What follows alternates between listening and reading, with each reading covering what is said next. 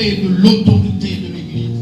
On va afficher pour moi, s'il vous plaît, de l'autorité de l'Église. Nous allons lire en fait un seul verset. Un seul verset. C'est Matthieu 24, verset 14. Là où notre sœur vient de faire la lecture tout à l'heure. On va prendre qu'un seul verset. Le verset 14. Matthieu 24, verset 14. Cette bonne nouvelle du royaume sera prêchée dans le monde entier pour servir, alléluia, donc de témoignage à toutes les nations. Alors viendra la fin. Je reprends. Cette bonne nouvelle du royaume sera prêchée dans le monde entier pour servir de témoignage à toutes les nations.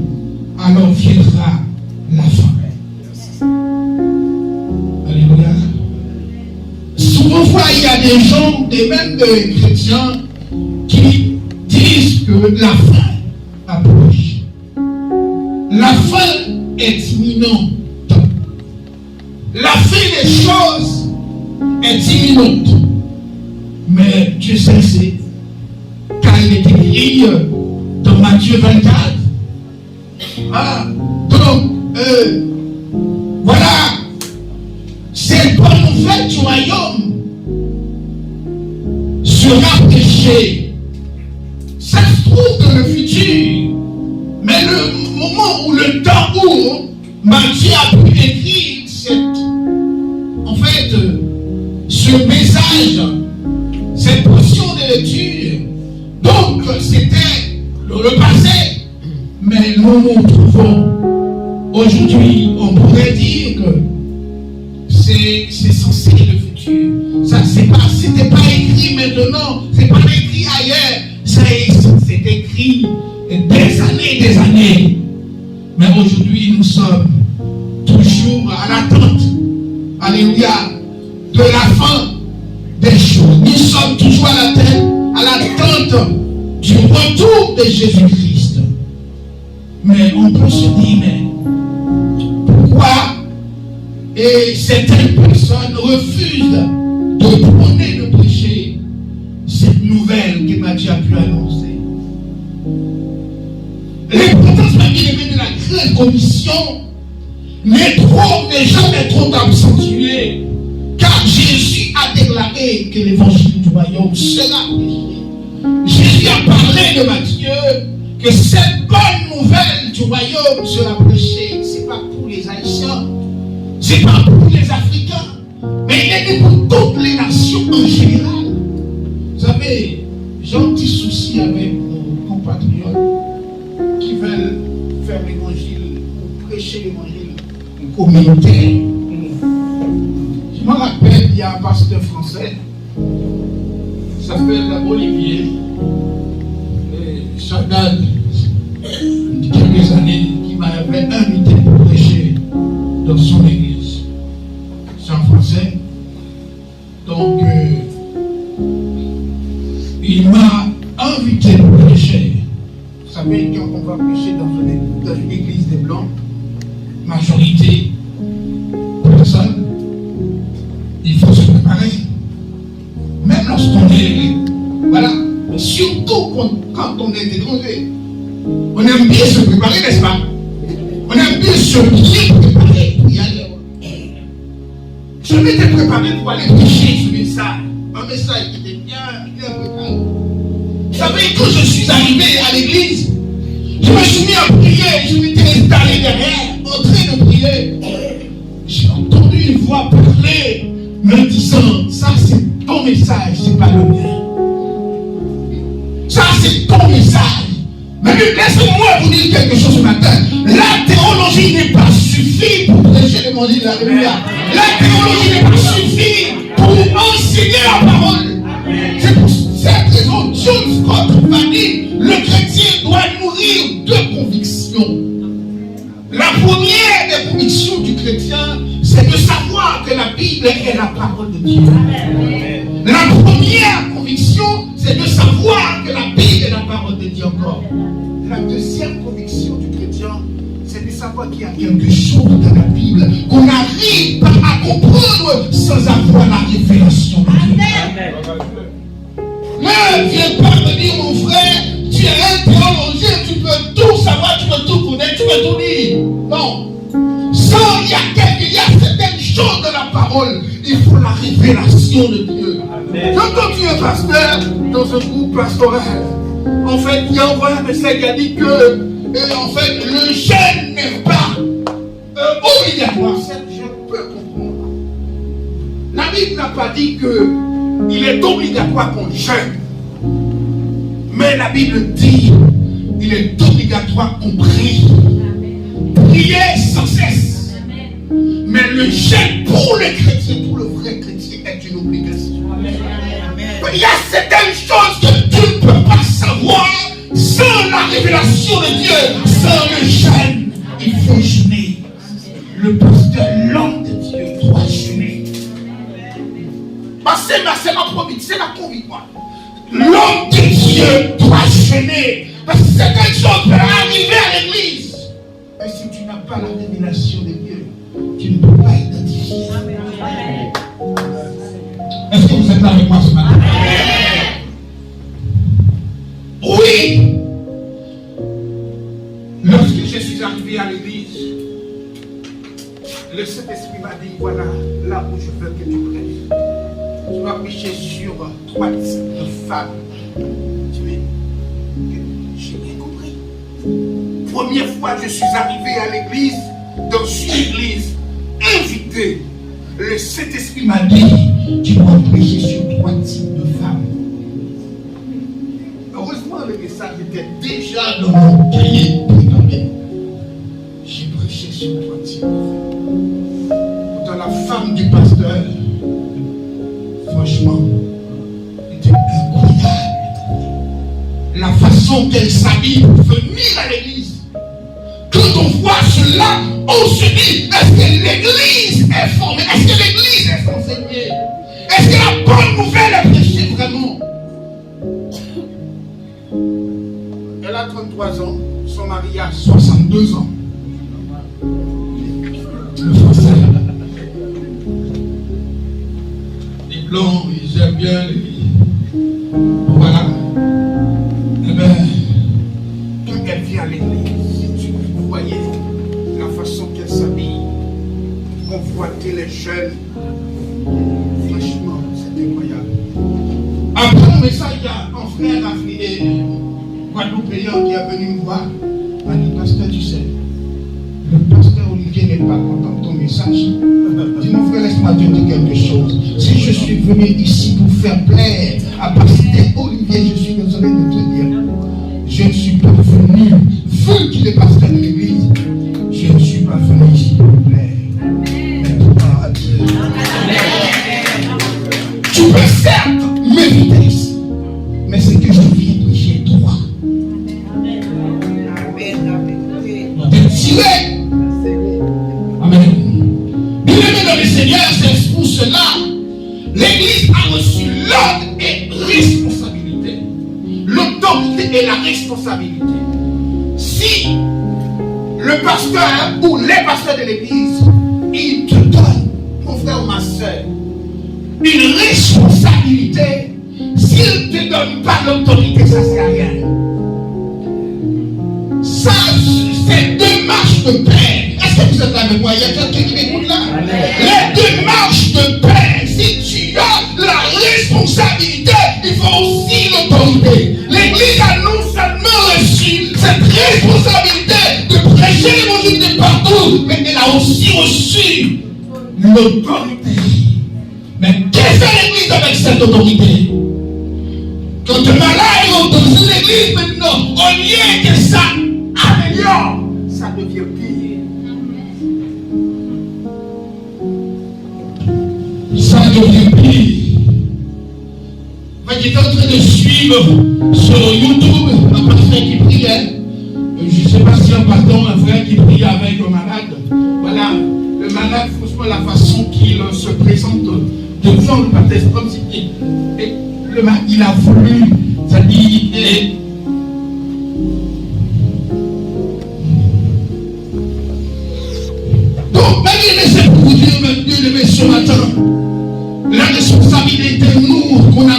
de Dieu, on ne doit pas, en fait, ignorer cette responsabilité. On ne doit pas sous-estimer cette responsabilité. Le Seigneur, amen, a donné l'ordre à l'Église d'accomplir un travail précis. Cette commission ou message s'accompagne d'une lourde responsabilité, mais aussi avec cette responsabilité, il lui donne l'autorité nécessaire. L'autorité, donc Marc chapitre 16, qu'est-ce qu'il est dit? Voici les miracles qui accompagneront ceux qui auront. Est-ce que vous êtes avec moi ce matin? En mon nom, tu prieras pour les malades et les malades seront guéris. En mon nom, tu saisiras les serpents, tu auras des breuvages mortels.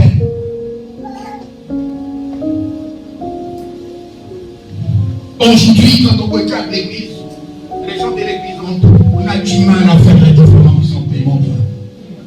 Voyons qu'on vit dans deux mondes. Le premier monde, c'est le monde païen. Voyons, il y a des gens parfois qui disent, moi je suis né chrétien. Nul n'est né chrétien, ni né dans le Seigneur. On peut naître dans une famille chrétienne, mais on n'est pas né chrétien. Amen. Ton père est pasteur, ta mère est la dame du pasteur, mais tu es ça ne dit pas autant que tu sois chrétien. Amen. Pour être chrétien, il faut accepter le Seigneur Jésus comme sauveur. Amen. Parce que tu es le fils du pasteur, tu penses que tu peux faire ce que tu veux. Amen. Non, il faut soumettre sous l'autorité divine. Amen. Il faut soumettre l'autorité nécessaire. N'oubliez pas, la responsabilité ne marche pas sans l'autorité. Je vous le dis encore, si on te donne une responsabilité sans autorité, ne l'accepte pas. On te dit ta responsabilité, ça doit rester à la porte. Tu te donnes la responsabilité de rester à la porte. N'importe qui vient, tu laisses entrer. Il faut qu'on te donne l'autorité aussi. Si quelqu'un vient nu tout nu à l'église, tu ne laisses pas entrer. Est-ce que tu n'es pas le droit? Amen. Il faut qu'on te donne l'autorité aussi. Voilà. Il faut qu'on te donne aussi l'autorité. Jésus a tout donné à l'église. Mais l'église a plutôt accepté la responsabilité de rejeter l'autorité. C'est ce qu'on voit, c'est ce qu'on vit. De partout, l'église accepte les pasteurs qui se font former dans une école théologique. Ils ont des responsabilités. Voilà. Mais l'autorité, elle est oubliée. Il faut prier le Seigneur qu'il t'envoie l'autorité. Si tu n'as pas encore reçu, il faut prier le Seigneur qui t'envoie cela. Mais bien aimé, nous pouvons dresser une liste de responsabilités de l'Église à quelle l'Église a reçu de Dieu. La première responsabilité, si vous avez quelque chose, vous remarquez si vous voulez, la première responsabilité que l'Église a reçue de Dieu, c'est de prêcher l'Israël. Est-ce que vous êtes là? Est-ce que vous êtes là? Qu'est-ce que je dis? La première responsabilité que l'Église a reçue de Dieu, c'est de prêcher le salut. La deuxième responsabilité, c'est donner la possibilité au culte. La troisième responsabilité que l'Église a reçue, c'est rendre la communion fraternelle possible.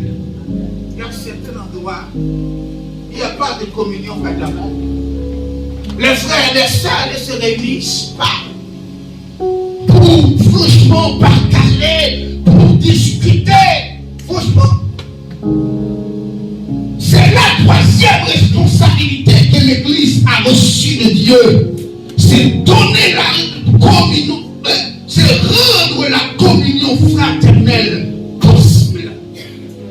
Il faut avoir ce qu'on appelle la sagesse. Il faut, parce que Salomon il était riche. Oh, Dieu a dit à Salomon, demande ce que tu veux. Demande-moi ce que tu veux. Donne-moi sagesse. La sagesse, l'intelligence. Avec la sagesse, Dieu peut t'orienter. Avec la sagesse, amen, Dieu peut te dire quoi faire. S'il y a quelque chose de cloche, quelque chose de bon, avec la sagesse, tu sauras quoi faire. La quatrième responsabilité, c'est prêcher la sainteté. C'est ça que l'Église refuse. Et de prêcher la sainteté. Prêcher la sainteté. Il y a une grande église ici en France. Je n'ai pas besoin d'identifier, mais vous savez, quand je vous dis une grande église, ce n'est pas une église haïtienne.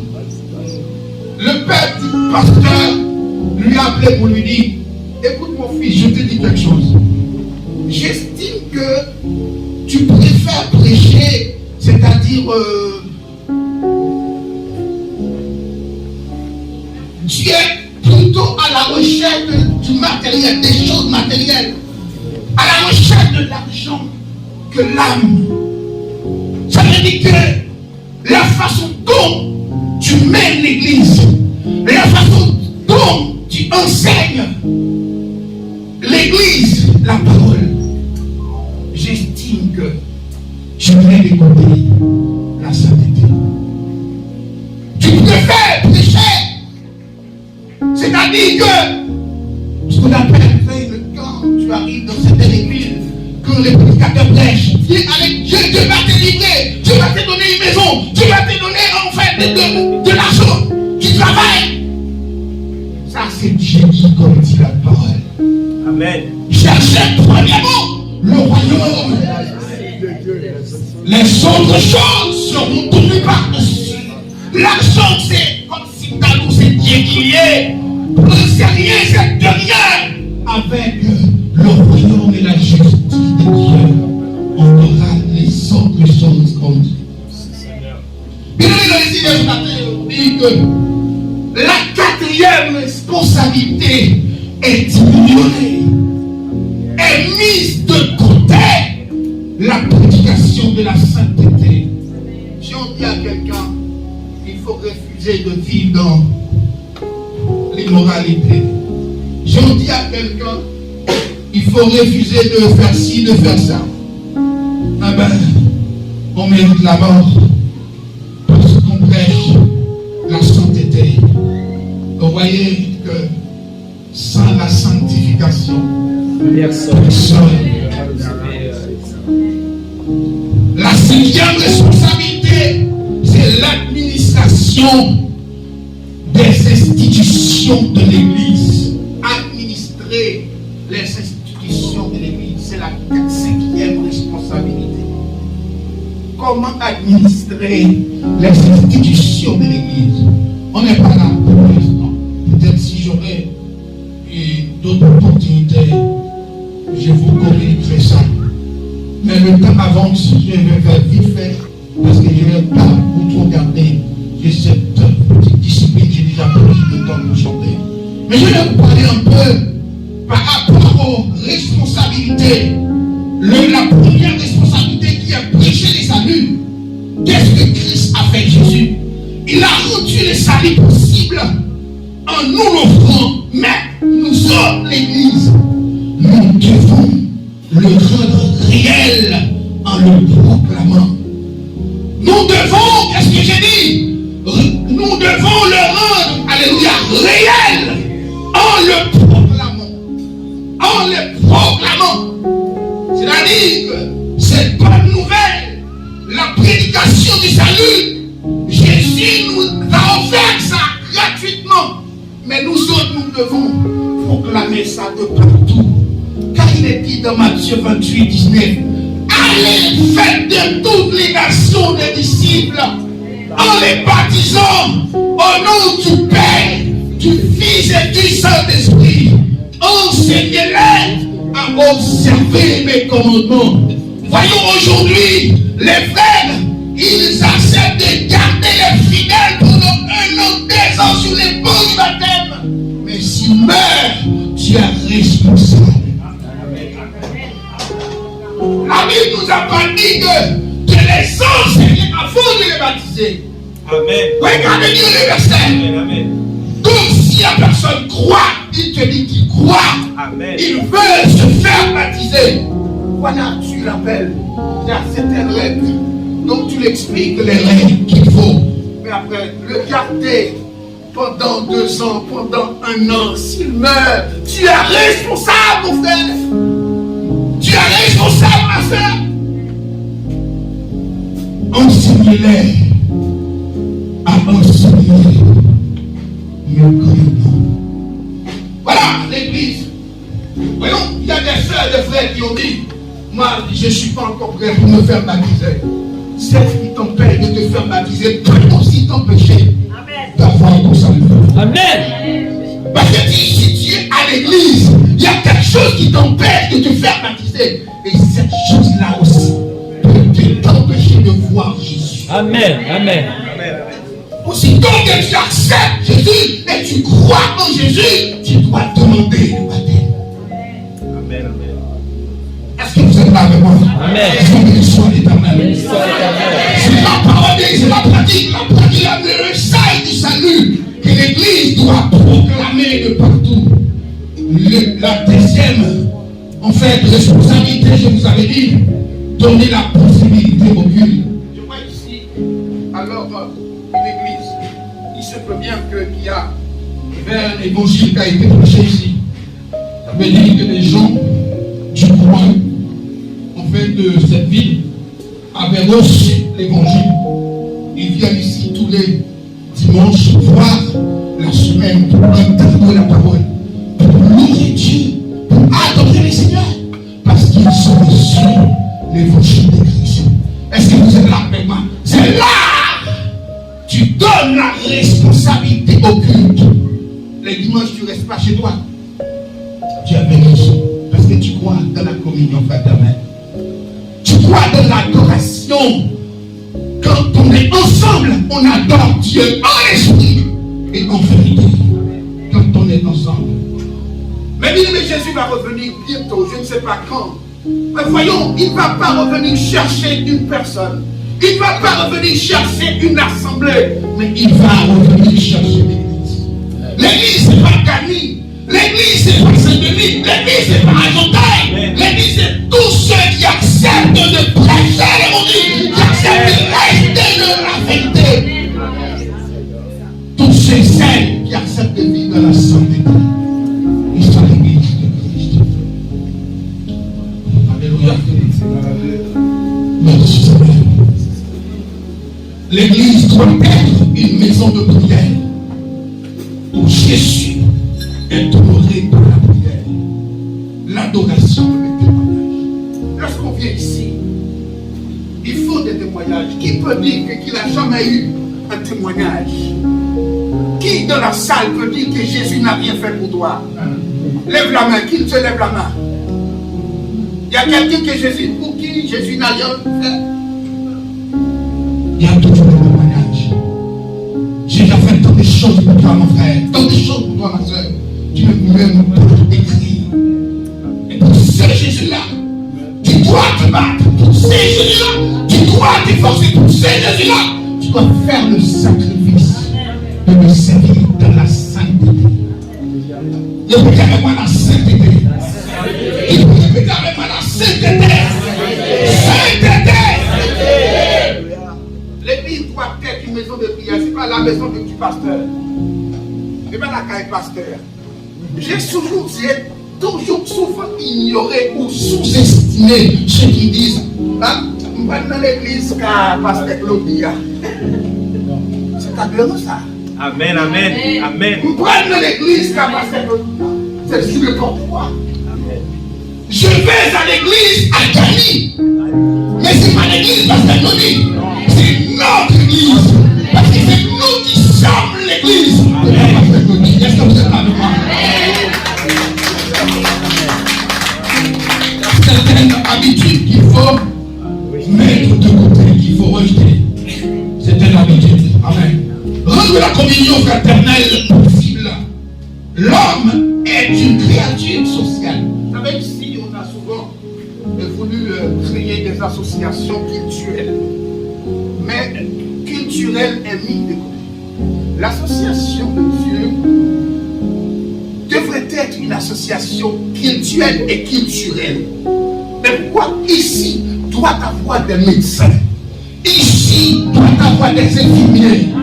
Ici doit avoir, amen, est-ce que vous êtes là de moi? Des assistantes sociales. Tu ne dois pas y aller comme à la mairie chercher une assistance sociale pour raconter ta vie privée. Mais l'église doit fournir, l'église doit produire des assistantes sociales. Mais puisque parfois nos responsables ne donnent pas la possibilité, ou peut-être les frères et sœurs ne sont pas intéressés de parler de ça, de parler de ça, voyons, eh bien, cette responsabilité est mise de côté. Est-ce que vous êtes avec moi? L'église, je dis l'homme est une créature sociale, il a besoin de communier et d'échanger son amitié avec d'autres personnes. Parfois tu rentres à l'église, tu n'as même pas salué ton frère. Même tu retournes chez toi sans savoir saluer même ton pasteur. Qu'est-ce que c'est que ça? Ça ressemble à quoi? Non, c'est pas l'église de Dieu si c'est comme ça. C'est pas l'église de Dieu. Donc il faut changer, alléluia. Il faut échanger, voilà, l'amitié l'un l'autre, amen, avec d'autres personnes. L'église doit offrir une communion dans laquelle il n'existe plus aucune distinction sociale. Donc qu'est-ce qu'on voit ici? Surtout en France, je dois dire, aux États-Unis, j'étais au mois d'avril. Il y a des assemblées là où c'est le tonton qui est caissier et je ne sais pas, la tante qui est, comment on dit, la secrétaire. C'est une église familiale. L'église est devenue familiale. Amen. C'est ma tante Marie qui a pièce là nous. C'est n'importe quoi. Jésus est en train de pleurer. Dans Jean 11, il est en train de pleurer parce que l'église n'a pas assumé sa responsabilité. L'église n'a pas assumé ça. Il ne doit pas, alléluia, y avoir ou exister plus d'aucune distinction sociale. Parce que sans parler avec 90 frères, ça, pas qu'à Chicago côté. En vérité, sous qu'on ça ou pour l'enfer. Sous qu'on ça permet de dire en place, pasteur Claudie, sous qu'on ça place ou pas là. Mais il n'est pas le pasteur de l'église, pourquoi il dit ça? Je ne vais pas donner l'autorité puisque je suis le prédicateur du jour. Si vous qui orgueil dans le cœur, si vous parlez de frères à côté de là, place ou pas là. Parce que Dieu cherche une église purifiée. Dieu cherche une église sainte. Une église qui prêche la vérité. Une église Une église qui accepte la communion fraternelle. On est frère, là sans Jésus. Je te connais mon frère. Tu es devenu mon frère. Tu n'as pas de même mère avec moi. Tu me permets, tu es mon frère. Je t'aime dans l'amour du Seigneur. Parce qu'on a le même Jésus. On a le même Seigneur. On a le même Dieu. On doit communier ensemble. On doit prendre la secondaire. Aujourd'hui, on ne voit pas ça à l'église. Les frères sont remplis d'orgueil. L'orgueil de partout. J'ai dit tous les jours au Seigneur, Seigneur, apprends-moi à aimer bien. Apprends-moi à me rabaisser tous les jours. J'aime ça. Quand je suis arrivé quelque part, j'ai du mal à m'approcher vers la chair. Et lorsque le pasteur m'a vu à l'extérieur, va et il me dit, avance pasteur. Je dis pas j'aime ça. L'humilité précède la gloire. Amen. Est-ce que vous êtes là de moi? L'humilité précède la gloire. Quand on regarde l'église aujourd'hui, on se dit, est-ce qu'il y a l'humilité à l'église? Est-ce que ça existe à l'église? Alléluia. Vraiment, c'est regrettable.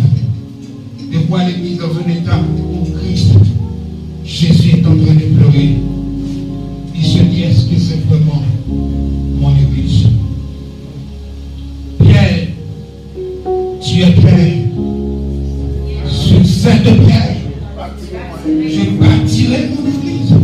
Les portes du séjour.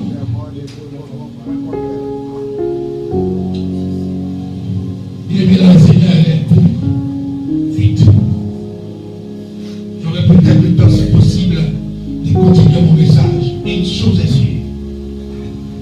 Jésus revient bientôt. Amen. Regarde ton prochain, dis-lui, est-ce que tu crois que Jésus revient bientôt?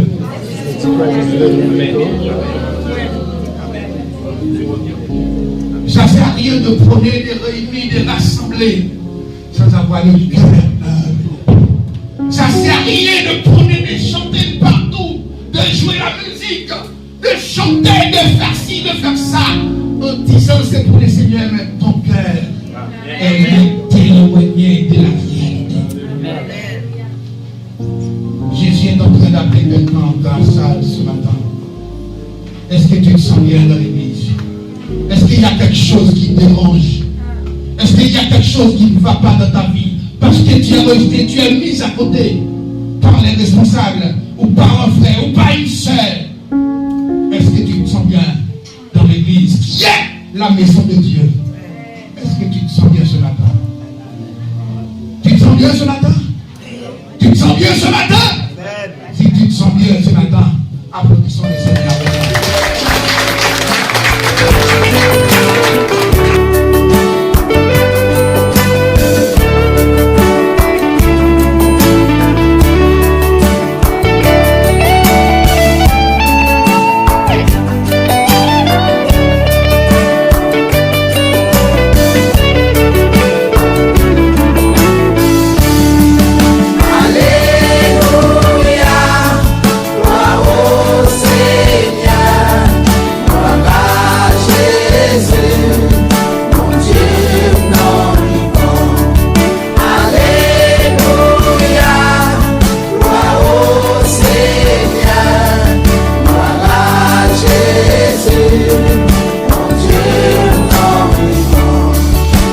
Pas jamais oublié côté où t'es prends Seigneur, vous lavez péché mieux, vous mettez le côté monde sauvé. Pas jamais oublié côté où t'es prends Seigneur, vous lavez péché mieux, vous mettez le côté monde sauvé.